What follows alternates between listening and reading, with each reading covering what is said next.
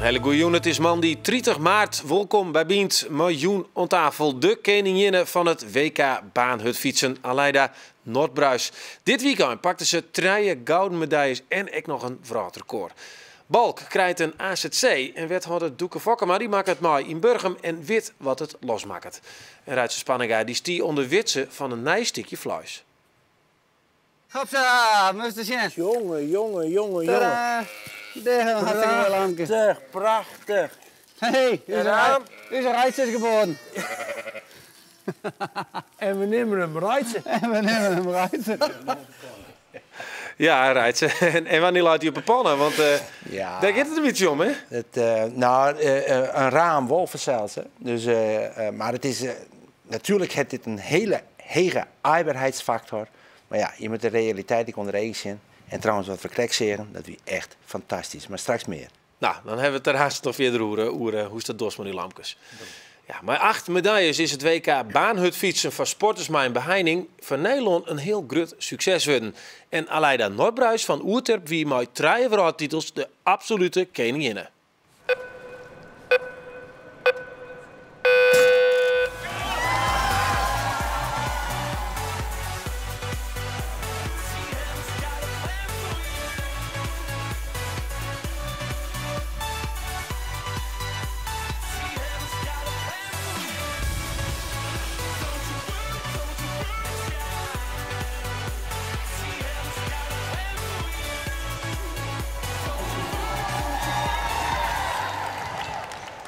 Ja, prachtig, mooi. De voest omheen. Wat voor afstand wie dit? Dit zijn denk ik de beelden van de 3 kilometer achtervolging. Ja, want we hebben nadien Sjoen die stond achtervolgens, die wie compleet, hè? Die... Ja, niet wel. Hey, maar we eens even zien letten. De gouden medailles. Ja, ik vind het goed. Ja, prachtig. Welke is het mooiste? Ik Saliekje al hier op een koor, maar... Ja. Kijk. Wisse? Zit er wat achterop wat ik lezen kan? Ja, het is dit is... Track? Ja. Oh nee, wat... Het zit hier onder de voorkant. Oh, dat zit onder de voorkant. Ik zit helemaal verkeerd te lezen. Wat is nou de mooiste dan vandaar? Dit is Scratch. Wisse. Prachtig. Oh, ze ben ik wel redelijk zuur, hè? Ja, dat weegt nog wel wat. Welke is het meest bijzondere van de 3? Nou, ik denk dat het meest bijzonder is. Want achter elke medaille zit gewoon wel een verhaal en een bepaald gevoel wat het jouwt. Nou, pakken we die Scratch erbij. Wat is dat eigenlijk voor onderdeel? Dat is een onderdeel waarbij ik 40 rondjes fietsen moest. En op een gegeven moment luidt er een finishstreep. En wie daar als eerst doorheen komt, die wint. Ja, maar wie dat dan echt heel bijzonder, dat is die pakt? Ja, deze weer echt heel bijzonder. Deze weer net echt mij rekenen, is maar in de voorplanning. En het gebeurde toch. Maar hoe zit je hier nou zo'n heel weekend? Volledig kapot of best vol energie? Nee, ik ben wel heel leeg. Het is voor het eerst dat ik zo'n goed toernooi draait ha. Echt heel fit wie en van tevoren echt een heel goed trainingsblok maken ha. En dat maakt dat ik nou vaker onder de start steen koe. Ik ga gewoon heel veel schema draait. Dus en een schema maar echt wel fjouw ik het daar alles aan. Dat ik ben nou wel aardig leeg. Ja, die is van tevoren nog berekenen. Nou ja, ik heb 2 titels te verdedigen. Vorig jaar in Mexico was ik 2 keer wereldkampioen. We hier nu vizier richt op de 400 meter tijdrit. Zo van, nou, dat is de eerste dag. Daar richten we alles op. Dat is mijn favoriete onderdeel. En en wat daarna komt, dat zien we dan nog wel. Nou, toen slagen de 400 en toen weer eigenlijk de druk ik van de ketel aan. En toen gingen we zoiets, we zien wel wat het nog meer brengen kan. Het WK is in principe al slagen en alles wat nog lukt of erbij komt is alleen maar mooi. Ja. Hey, en nou leiden we zien correcte beelden van de komst van de fiets aan. En moeten ze die eigenlijk daar tillen. En zien we die dat is de heel dreig rinnekist. Dat heeft vanzelfs te krijgen maar die beheining. Maar dat zijn wel hele heftige beelden, hè? Ja, dat kan ik me indenken. Voor mij is het... maar dat is helemaal kapot. Dus de kist had ik net meer... Nee, elke sporter die helemaal in het reed gaat, kan sowieso na de race in principe even net zo volle. De voeten zitten gewoon vol zuur. Dat ben ik 2 blokken beton. Dus ja, dan wil het al min van de fiets komen en daar komt mijn beperking dan nog doorheen. En dat maakt het dan een... voor je misschien grote indruk. We zorgen het nou nog een keer. Ja. Ja, je ziet gewoon heel duidelijk. Helemaal leeg van de race, alles doen. En ja, daaromheen komen gewoon de spasmes van de linkerkant. En, Wat viel dan?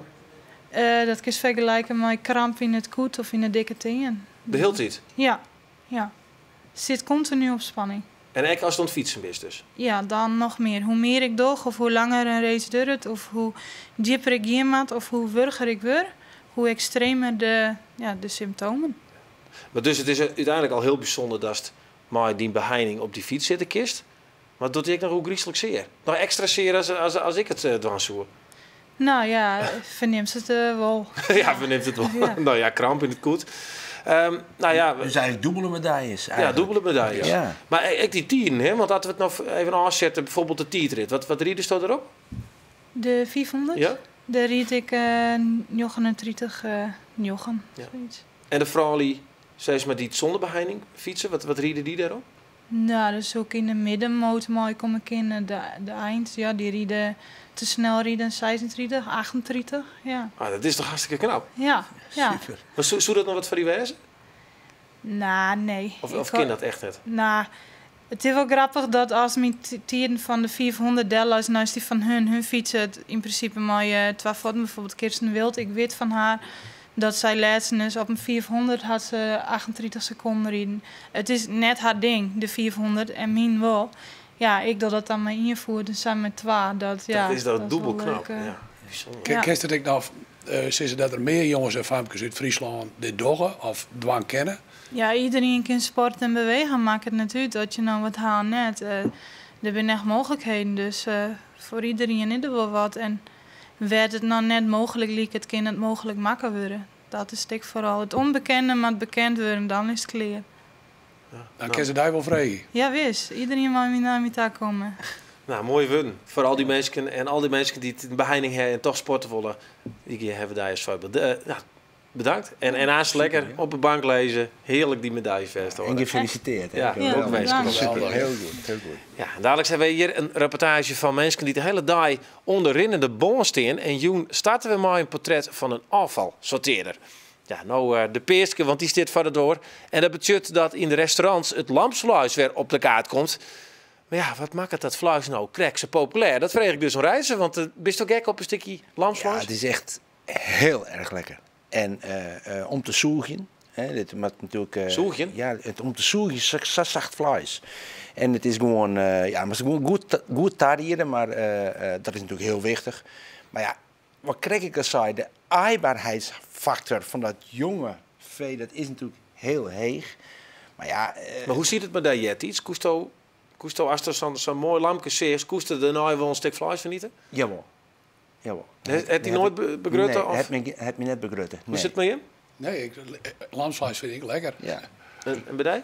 Ik denk dat ik wel lees. Ik maak graag vlees dat. Oké, dus die switch maar... Ja, maar dat is het is dat is het verhaal van de natuur natuurlijk. Ik heb hier skippies bij me. Dat is weer een gevolg van dat er een laam is. Dan jou het memmal kennen, dan heeft we skippies. Dus dat wil ik even een beetje proeven letten. Maar waar het vooral om gaat, is wat ik heel belangrijk vind, is dat Friesland eigenlijk gewoon even wat meer lamsvlees in. Want het is echt heel erg lekker. En er is natuurlijk nog iets.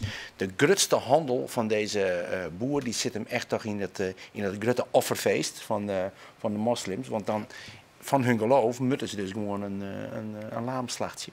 En ja, dan ging als een laam, dan had er de hok helemaal leeg. Ja, dit is de opmaat naar het filmpje wat altijd volgt. Zullen we dat maar eens even zien? Zo shit. Prima. Ik ben in Born.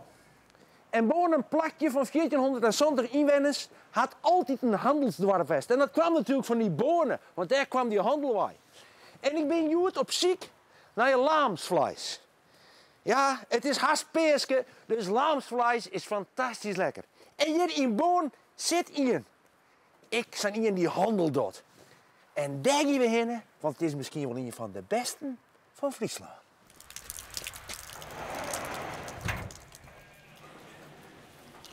Wat waar. Jan? Goeie. Daar zitten.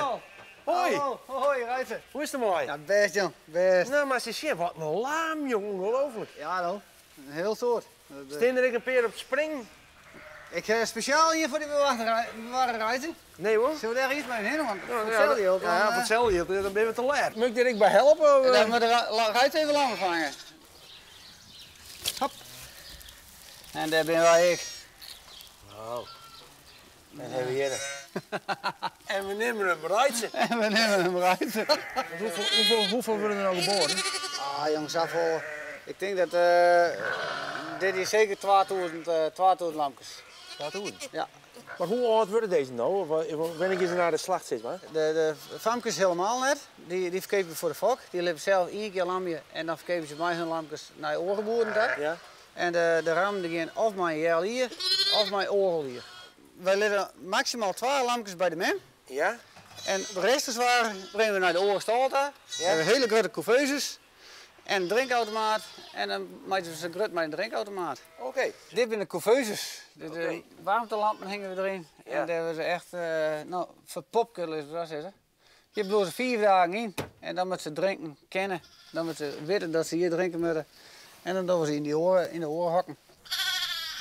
Ja, dat is het lekkerste eten. Ja, daar wist we alles van. Daar wist we alles van. Nou, dan maken we dan maar eens een proberen. Ja, dat inderdaad zo lekker is. Nou, dat moest maar eens Uitvinden. uitvinden. Lamsvlees is fantastisch van smaak. En we zoenen het eigenlijk volle vaker eten maken. Maar het goed marineren. En dan komt er in die marinade ook maar knoflook, paprikapoeder, currypoeder, olie en vaske rozemarijn. En dat ging dan heel fijn allegaar en schön hekje die marinade. En daar smaak ik dat lamsvlees mee. En dan gewoon goed aanbreden en dan nog eventjes in de oven. En dan mooie koteletjes snijden.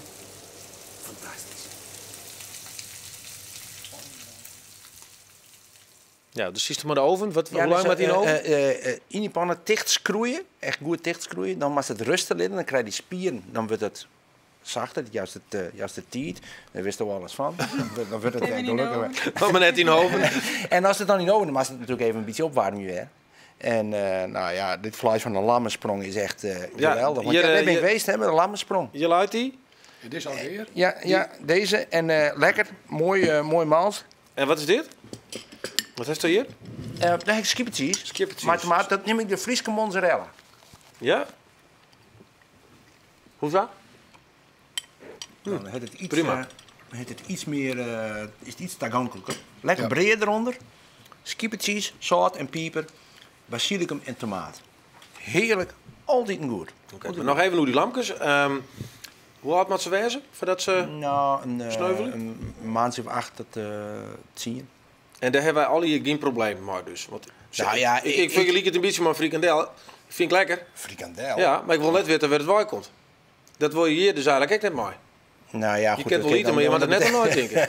Nou, ik heb natuurlijk dan was dit maar gehakt. Maar Nee, dat heeft dan hoe rol maar. Maar dat is maar alle dingen zo. Het gaat er gewoon even om wat ik heel mooi vond wat er nou gebeurde. Ik heb daar een beginstung van die voedselketen.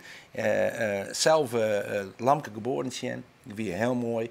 En natuurlijk, ik val nou in de herhaling, maar het gaat er natuurlijk om. Natuurlijk het arbeidsfactor. Maar het is gewoon hele goede kwaliteit. En dat komt hier al hier uit Friesland. En dat begint nou dus. Nou, Begint nou volop. Ja. 2000 lammen, hè? Ja, oké. Nou, Jimme, pro eventjes, zorgen wij nou een oorfilmpje. Heel goed. Ja, want werk is werk, dat zou het elke keer niet altijd. Maar het maakt het nogal wat uit of je leidingjaren binnen, heel creatief, onregelmatig werkje, binnen of boeten.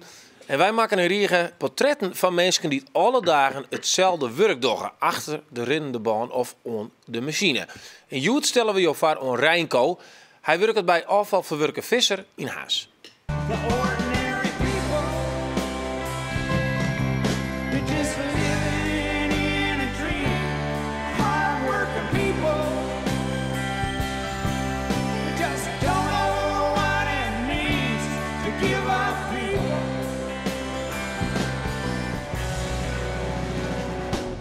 De kraanmachinist die sorteert het voor, de grote stukken residu, plastic enzovoort, haalt hij eruit. De rest komt dan bij ons binnen en dat komt in de bunker. En zo wordt eigenlijk alles gesorteerd eigenlijk.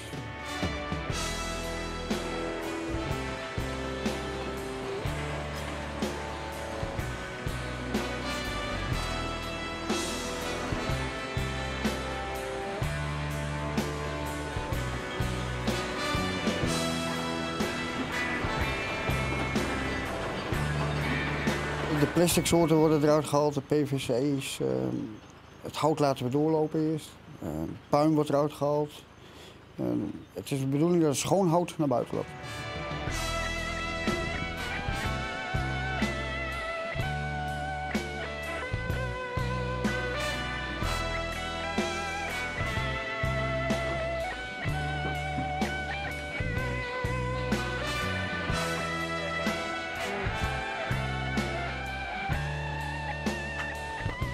Ik solliciteerde als een gek hier in Friesland, maar ik kwam nergens. Dus, toen was er een project, zeg maar, en die man die leerde mij met vissen kennen. En sindsdien ben ik hier niet meer weggekomen. Dus, ik heb in de bouw gezeten, stegenbouw, straten, asbestsanering, van alles eigenlijk. Ja, dit boeit me echt, zeg maar. Ja, je helpt het milieu er eigenlijk ook een stukje mee, vind ik. Dus, het is altijd weer wat anders hier zo. Het is niet continu hetzelfde, zeg maar. Dat maakt het juist wel leuk. De collega's zijn wel allemaal mooi hetzelfde. Het is eigenlijk één grote familie hier, zo, zeg maar.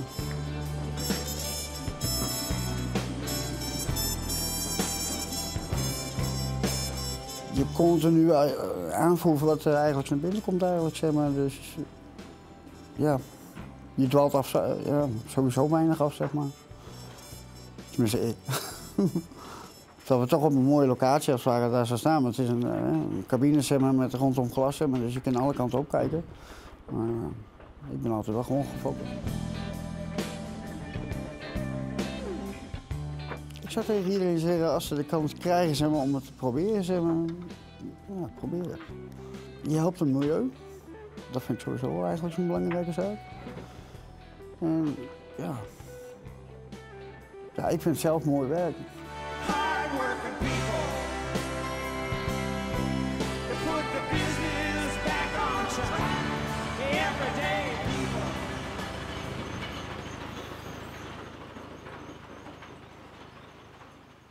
Ja, en morgen hebben we een portret van Marten, die het al haast 40 jaar spreken in chillen zet bij Batavus op het Jervin. Ja, en waar is in de gemeente de Frieske Marne een asielziekencentrum het praat van de dag. Na het net trokken van het AZC in Ries is no balk onwiest als naar je locatie. Morgen is er een Ipenbierige komst in balk voor de omwenners. En ik praat erover met Doeke Fokkema, wethouder in het deel. Want in Burgum staat een van de eerste AZC's van Friesland. En ja, daar wie die problematiek wel een beetje vergelijkbaar met balk. Ken je ook een beetje onjan hoe dat in 2000 wie van jou in Burgum? Nou ja, in die zin net te vergelijken, want wij hier als zo'n 93 hier wij op een oorplak weliswaar alle een AZC in een voormalig verzorgingshuis. En ik denk dat dat op zich wel bepalend is. Van, het is redelijk onbekend, maar op het moment dat je dus al een aantal jaren, nou zo'n 93 wie dat zo aan hier, weliswaar op een oorplak, maar liep goed in Burgum, al een asielzoekers wend binnen. Dan zul je er oortje aan. Dus dat is krek het verschil eventjes maar wat er nou in balk gebeurt. Maar qua sentimenten, mensen die benauwd binnen. Het zegt van, nou, we willen dat net om het hoes, hè? Nee, nou, ik zou krek zeggen, je moet een onderscheid maken tussen de categorie die de bril op een oors krijgt. Die daar dus er bezweert je het en die zoekt het wellicht. Ik heb op het moment dat er plotseling een nieuwe wenweek of een nieuwe squallen komt. Dat is een orencategorie als het totale draagvlak. En op het moment dat je de eerste reacties dan pril en je ziet in de krant, dan staat er bijvoorbeeld dorp X, wil geen asielzoekers, staat er dan boven. En dan vraagt men vaak die jongen die het gewoon rug voor de door krijgt. Maar dat wil helemaal net het algemene beeld. Maar hoe wie dat nou, als je dat nou in Burgumdel zet, dat wie toch echt weer stond zien? Ja, bij die start in 93. Maar uiteindelijk toen in 2000 wij op een nijplak dat hingen, wie dat van een oorniveau van weerstand dan in 93. Omdat je er toen een aantal jaren nog wend winnen.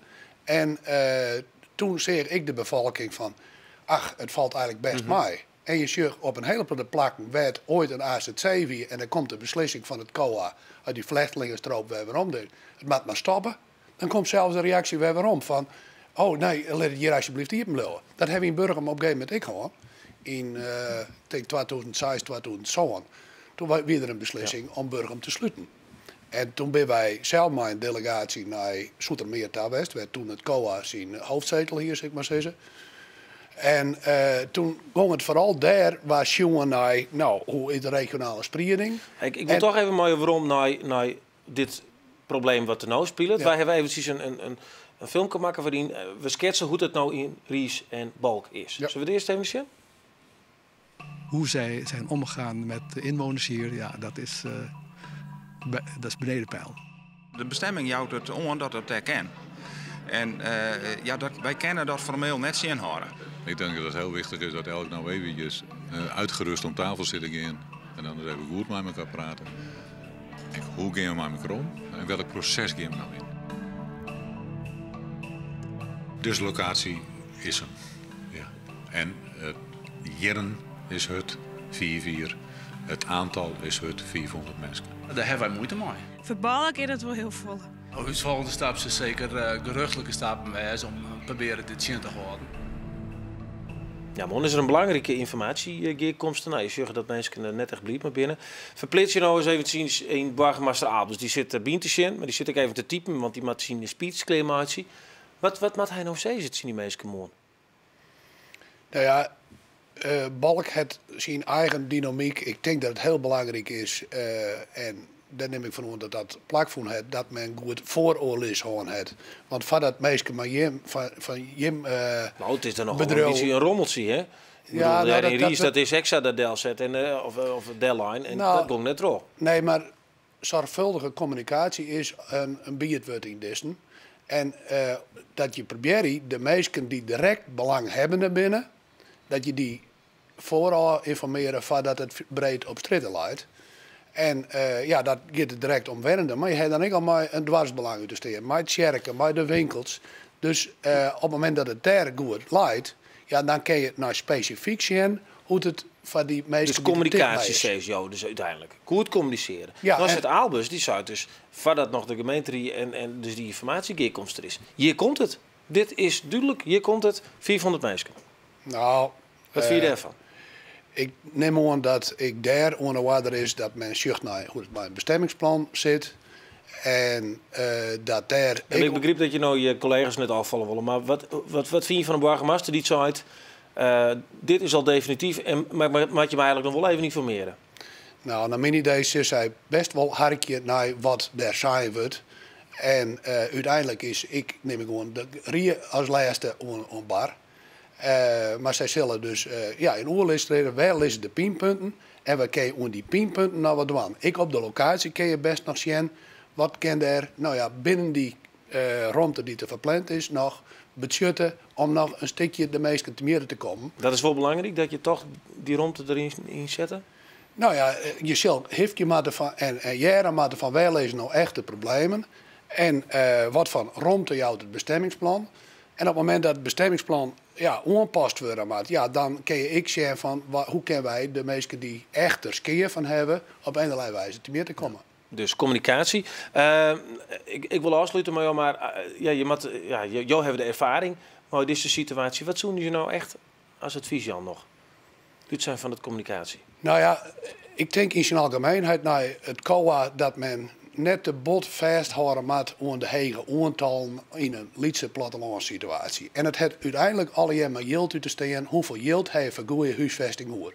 En de praktijk is vaak, op het moment dat je maar minder aantal beginnen en je doet dat een aantal jaren, dan kan best in oorlis met de bevolkingsjongen worden, ben we er aan toe om dat tal uit te breiden. Dat komt oorzaak, dan heet het meer geleidelijk. En ik denk dat uiteindelijk elke gemeente zou wijzen moet dat men er vaak is. Dat net een paar gemeenten, maar zo volle mogelijk gemeenten daarmee geconfronteerd worden. Maar dan opbouwen. Okay. Nou, dank voor uw uitleg. En we zullen afwachten hoe dat morgen komt in Balk. Jemek, bedankt. Geniet nog eventjes van het eten. Ruikt ze heerlijk. Dankjewel. En ontnoor een keer maar weer. En daar genieten van die medailles. Hè? Ja, bedankt. Heerlijk. En lekker bijkomen. Ja, dit wie het van Joen. Morgen is Annemarije Bloem weer te gast. Maar haar verste rubriek over het Friesk. Benijd wat ze nou weer al hier voor babbelen koekjes betocht had voor u. Zorg dat morgen. Voor nou een hele mooie Joen verder.